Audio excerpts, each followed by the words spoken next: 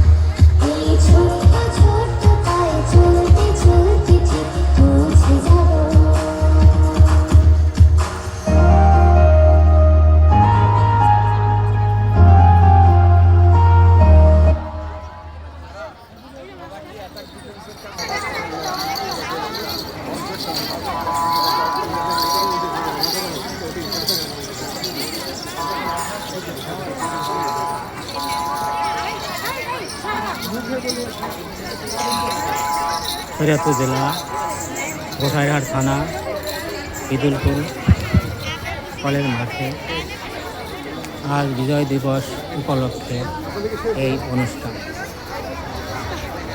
আমাদের প্রথম দেশীয় প্রদর্শনী এইমাত্র শেষ হয়েছে। আমাদের